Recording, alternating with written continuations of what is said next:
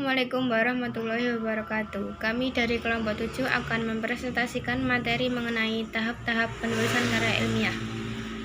Anggota kelompok kami yaitu saya sendiri Novia Vanes Ramadhani dengan NIM 213131071 dan teman saya Riris Rahayu Ningsih dengan NIM 213131075. Tahap-tahap penulisan karya ilmiah. Yang pertama yaitu tahap pra-penulisan, yang kedua tahap penulisan, dan yang terakhir tahap pasca penulisan. Yang pertama tahap pra-penulisan meliputi memilih dan membatasi topik. Pemilihan topik mempertimbangkan beberapa hal, yaitu apa yang akan kita tulis, sumber mana yang akan kita pakai. Topik memiliki data dan fakta yang objektif. Topik perlu dibatasi agar lebih jelas. Pembatasan topik harus dilakukan sebelum penulisan karya ilmiah. Yang selanjutnya yaitu merumuskan tujuan.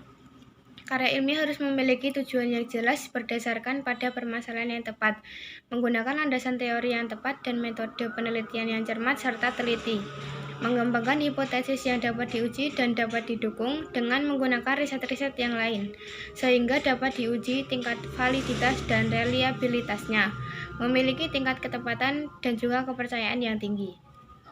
Langkah selanjutnya yaitu mempertimbangkan pembaca. Maksudnya adalah penulis memperhatikan sasaran tulisan atau pembaca.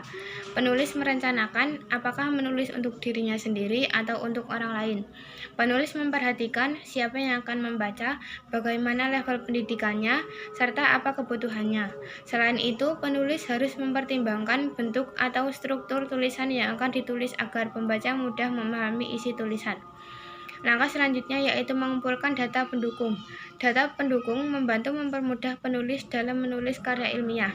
Penulis harus mencari data-data pendukung yang benar adanya, sehingga pembaca tidak mendapatkan data yang salah. Langkah selanjutnya yaitu merumuskan judul. Judul karya ilmiah yang baik dan menarik merupakan daya pikat pertama untuk pembaca awam. Meskipun judul bukan segalanya bagi penerimaan atas suatu karya tulis ilmiah, judul yang catchy merupakan sarana efektif untuk memancing perhatian pembaca, terutama dalam tulisan ilmiah populer. Agar dapat membuat judul yang relatif baik, diperlukan keterampilan mendeteksi dan mengidentifikasi unsur-unsur penggabungan kata dan makna, yaitu menarik, baru, relevan, singkat, atau antara 7-15 kata. Langkah selanjutnya yaitu menyusun ide dalam bentuk karangan atau outline. Penulis perlu menyusun ide-ide untuk menulis dalam bentuk kerangka karangan. Kerangka karangan digunakan seorang penulis untuk mempersiapkan diri menulis sebagai fase terakhir pra-penulisan. Kerangka karangan atau kerangka konsep adalah suatu rencana kerja yang memuat garis-garis besar karangan yang akan ditulis.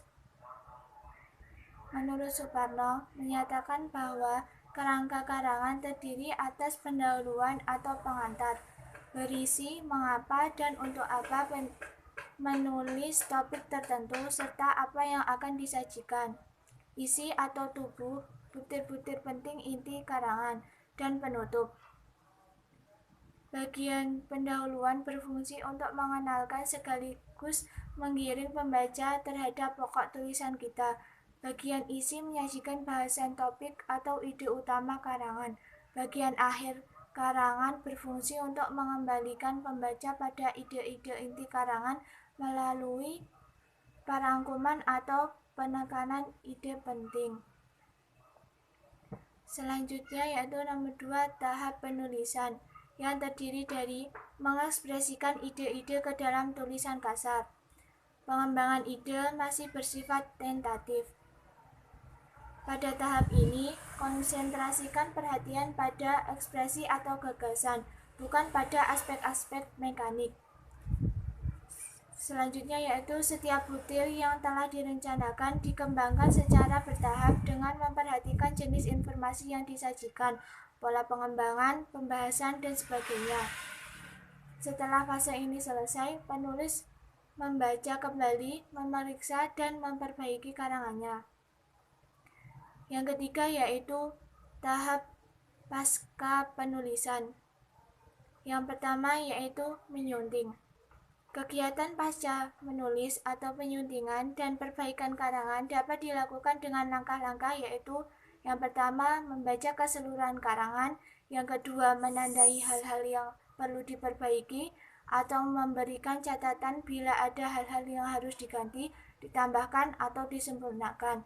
Dan yang ketiga, melakukan perbaikan sesuai dengan temuan saat penyuntingan. Yang kedua yaitu merevisi.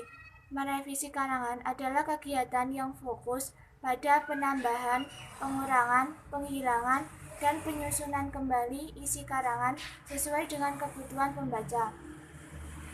Kegiatan-kegiatan yang dilakukan pada tahapan ini adalah: yang pertama, membaca ulang seluruh draft. Yang kedua, sharing atau berbagi pengalaman tentang draft kasar karangan dengan orang lain. Dan yang ketiga, mengubah atau merevisi tulisan dengan memperhatikan reaksi, komentar, atau masukan dari orang lain. Yang ketiga yaitu mempublikasikan. Publikasi dilakukan dengan tujuan agar karya ilmiah dapat dibaca serta menambah wawasan bagi para pembaca. Tulisan akan berarti dan lebih bermanfaat jika dibaca orang lain, sehingga publikasi termasuk salah satu proses penting dalam fase pasca penulisan.